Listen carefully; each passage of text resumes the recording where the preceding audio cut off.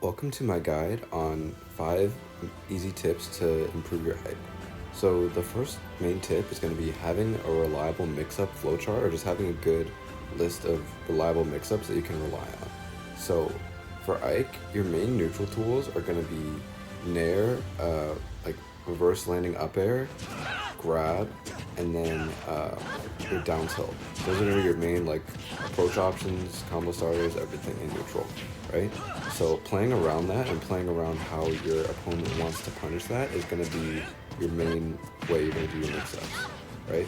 So in a lot of my masters, in a lot of my matches, especially ones where they have better frame data than me, which is a lot, I'll use quick draw as a whiff punisher a lot, and quick draw just in neutral, basically just to like space out like rising aerials, or space out like bad moves that they whiff. The only problem with this, you can't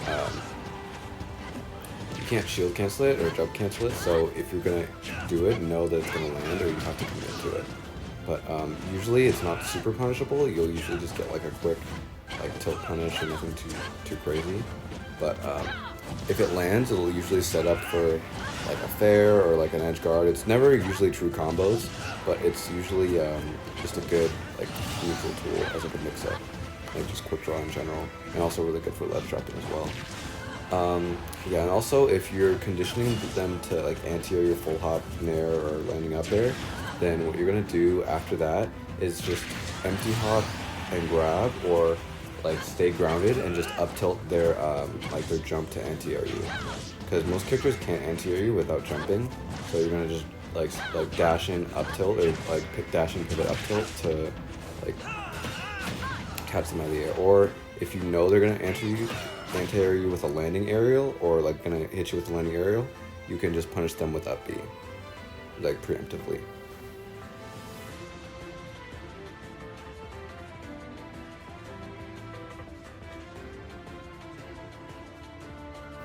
So next up is going to be swing second versus fast characters.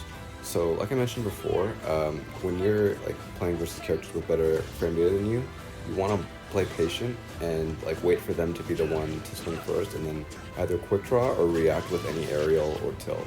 So quick draw is probably your like best go-to punish option. Like if you want to outrange someone, I'll use that a lot in matchups like versus Mithra, or versus Roy, or versus just a lot of characters that can like really out damage me and out anti-air me and out frame data me just with their aerials and their punishment and moves. But you really want to use that as much as possible, but not like spam it.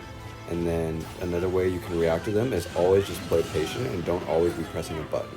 So walk in neutral, dash away, dash in shield, just crouch, hold shield. If you're almost out of shield, just crouch, and then you can like crouch cancel the damage a little bit if you're gonna get hit. Yeah, just things like that basically are how you would want to like react faster. And then also don't forget like which of your moves are the fastest, right? So your best parry punish is going to be down tilt, or up B, right? Usually in most cases, because back air won't always connect depending on the matchup. But another thing I would say is just keep an eye out for like what tools your opponent has and what they're really trying to hit you with, what they're consistently pressuring you with, and then like play around that accordingly. And then next up is going to be ledge trapping with eruption and your tilts. So I already did a full guide on ledge trapping with side B with your quick draw, but with eruption, what you're going to want to do is you're going to want to stand at like almost like a little bit above, or like closer to the ledge of roll distance, where like the tail hitbox of, or like the booty hitbox of eruption will cover the roll distance, and then the second pillar will be able to cover jump if you have good timing. So usually jump is the only way to beat eruption in that case, but if you time it perfectly, you can get the second pillar to cover jump pretty well. And I've done that pretty consistently versus like good players as well. Yeah, and outside of that, you also want to be covering with your tilts a lot if you can't do side B or eruption, because like F tilt at ledge is really good and it can cover a lot. It can cover most get up attacks, or something like Bowser or Link for the really long ones. And then you can also just down tilt to cover roll, up tilt to cover jump sometimes, or like like jump, air dodging. Yeah, those are just the main tilts you want to get. Like you can also like tilt on reaction sometimes. Those are really good ways to use your tilts. And then lastly, with just going over other ledge trapping tips, you would want to use mainly your aerials like nair and fair and back air. Those send out and up really well and like can kill pretty early. If you get a good back air at like 80 or 90 the ledge, you get like the sweet spot and good timing. But it's harder to land if your opponent knows like how to avoid it. But if you know like they have a jump habit and you can condition jump with all your other options, then I definitely recommend going for it outside of just your usual tilts. Yeah. Next tip is going to be only use your smash attacks in like optimal settings. So I'm just going to briefly go over like what the best settings for each one is, but I'm also going to do a guide on some of them like later as well, so I'll go more in depth then.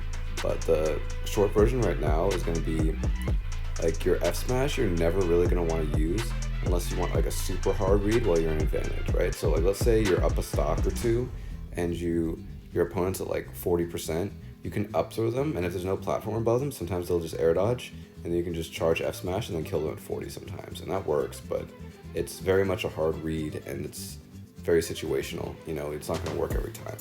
So that's an example for F smash. For up smash, we're really good at hurt box shifting, so you can get around some jump aerials from ledge, you can get around some dash grabs even too. If you're landing with like a nair or up air and they try to dash grab you, you can like hurt box shift away from their grab if you like reverse your up smash. And also it can cover air dodge and landings pretty well as well. If you are used to jumping and up airing them, just short hop and then land and up smash, and then they'll fall right into it and not be able to escape, which is really good because of how early it kills now, especially if you charge it. Yeah, and then down smash is really just probably your best parry punish smash attack because it's the fastest. The back hit kills super early if you get the strong hit of it, but the late hit doesn't really kill until like super high percent, or like past 150 I believe. But yeah, that one's also down smash and up smash specifically are really good at covering ledge options too. So if you know they're gonna normal get up after you condition them with your other options, just like usually do like a tilt or a up tilt or a nair or a fair, and then just charge down smash and they'll normal get up or roll into it. If they normal get up, just release it early. If they normal get up, release it on time, and then if they roll, just release it a little bit early, and then we'll get them with the back hit. Yeah, those are going to be the smash attacks. So the next major tip we're going to go over is Aether edge guarding. So a lot of people or Ike players use Aether in neutral or use like up B out of shield with Ike. While that's also very good, it's important to know that you should and can use up B like offensively as an edge guarding and like ledge trapping tool. So how you do it is essentially like you jump off before your opponent can get in the space to recover, and then you up B preemptively and catch their like side B, their up B, their teleport, whatever they do to ledge, and it'll like kill very early at around like 80 or sometimes even earlier percents. And when you do this, the main thing that you should try to do is not use your jump when you're doing it, and be prepared to tech the wall if they have a move that could potentially clank against your up B, and then you would have to tech off the wall, not die at an earlier percent. But yeah, it's very good. And then also, if you're up a stock, you can also just do that up B, and then if you see it catch, you can drift away from the stage and just take them out at any percent and kill them at 0. So yeah, that's another way to like cheese certain characters with bad recoveries.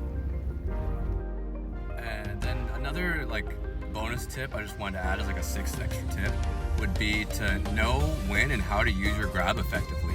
So since Ike is going to do a lot of like landing aerials and like space tilts and aerials and safe moves, so empty hopping or tomahawk grabbing with like a down throw, up throw, forward throw, or back throw is really, really good if you know when and how to use it, right? So with Ike, his main combo throw is going to be his down throw, like up until about like 50 or 60%. And then after like that percent, you're going to want to go for up throw into forward air or up throw into up air. Those are going to be your main ones. You can't really get back air unless the character's like really, really big and you like like they hold behind you and they like drift behind you, but it's very situational pretty much. But for the most part, you're gonna go for up throw fair in that scenario. Also, up throw is gonna probably be your best throw for reads. Like in a lot of matches, I've gotten like up throw F smash, like to kill really early for when they mash like an air dodge or mash like an aerial out of hit stun, or it covers a lot of different options basically. But yeah, that's just one specific use of up throw. And then forward throw or back throw are just your tech situation throws, or just to push them off stage when they're at like over like 80 or 90%. But for the most part, it's just gonna be a tech situation that you're gonna read with like either quick draw or get up attack. Yeah, and that's gonna be those 5+ tips on how to improve your Ike. Let me know if you want me to do this with another character or any more tips for Ike in general, because I really enjoy doing these type of guides. But yeah, thank you so much for watching, and please like, comment, and subscribe to help boost the video. And yeah, catch you guys in the next one.